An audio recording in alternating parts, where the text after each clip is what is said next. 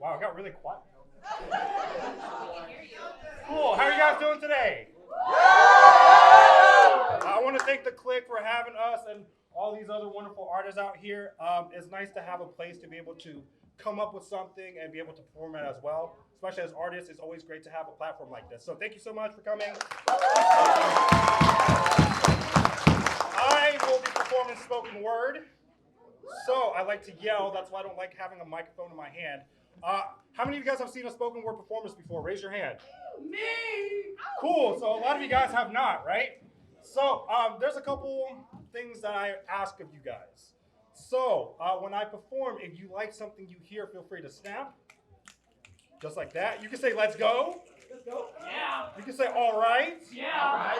You can say, Hong, I'll Venmo you money. Yeah. I'm expecting it. So I got one piece for you guys. Like I said, if you like something, feel free to say something, snap, everything like that, okay?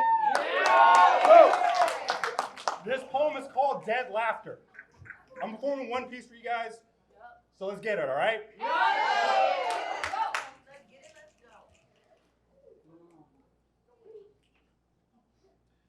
You know, for a guy who calls himself comedy, I'm really not that funny.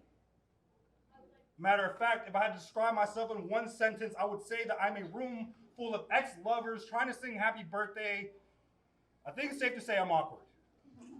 Now, in my younger years, I didn't watch Dragon Ball Z like the rest of my friends. Instead, I watched that sitcom from the 90s called Friends. Most of the jokes going over my adolescent head, but I laughed anyways when the laugh track played. Now removed from my childhood, I understand the jokes, but what saddens me is the realization that some of the happiness I hear in the chuckles belong to the deceased, dead laughter. My life, the sitcom, the laugh track, past versions of myself trying to bring some joy to this current episode of my life I titled Depression. Hitting me harder than a left hook from Mike Tyson. Some days I duck, other days I wish to get knocked out. 32 years of life, and for the last two, I feel like the man in the mirror has done a horrible job of reflecting how I feel. I assume this is what people see when they look at me. Laughing on the outside, empty and numb within. My heart was a train wreck with earthquakes for legs, all while my brain spun faster than a tornado. To call me a disaster would have been a compliment. Trying to remember the last time I said I'm fine, and I actually meant it. Afraid of my own emotions because it'll be gone in a couple of moments, so when I feel empty, I'll purposely think a sad thought so I can feel like a human again. I had a friend tell me that people don't realize depression isn't just sadness, it's feeling everything at once or nothing at all. It doesn't introduce itself. It lives within me rent-free, never cleaning up the mess it makes, often showing up in places where it's never welcomed. Is anybody else tired of pretending that things are okay in life when life seems to be giving up on showing you your purpose?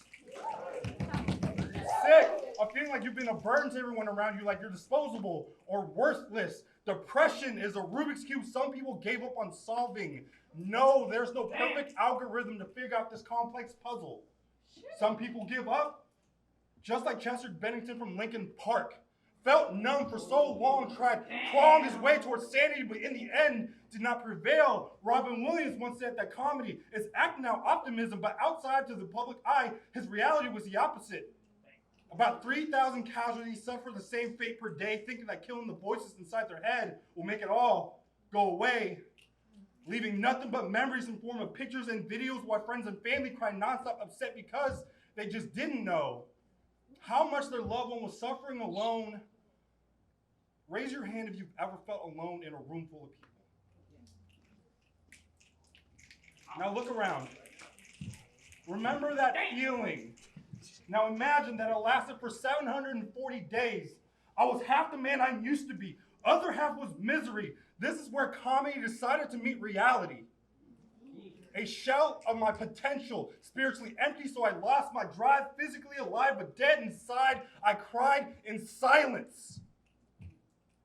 Frequently hearing the phrase, I love you, but not often feeling it. Now my demons, they don't hide anymore. They're mocking me, dead laughter. See, this is the part of my poem where I try to put a positive twist on things, but while writing this, I didn't feel very optimistic. I'll be foolish to guarantee you that everything will be okay, but I will tell you that there are plenty of episodes in the season. This is just that one that you want to skip. Cliffhangers are needed for a season to end so I can begin this new chapter in my life. Let's go. I'll call it How I Overcame Depression. Now, I can't tell you much about the storyline, but I will tell you that it's being written each day. But if I were to be perfectly honest with you, I'll tell you that this feeling never fully goes away. It returns like reruns, but should never be the main focus. Surround yourself with love. Be honest and open. Main lesson in depression, maintain your faith. Fight every day, and when someone has the audacity to tell you to get over it, you tell them to shut up and stay in their lane. Create a safe space for your body and mind, and do not rush progression because it takes some time. Find your smile again. Learn how to accept a compliment. Do not focus on where you need to go, but take pride in where you have been. You are a masterpiece. Still in production. Perfectly imperfect. That's what makes you human. It's okay to be human. And as for me, I recently rediscovered my inner peace. It took some time, but if you say it to believe it, you are going to be just fine.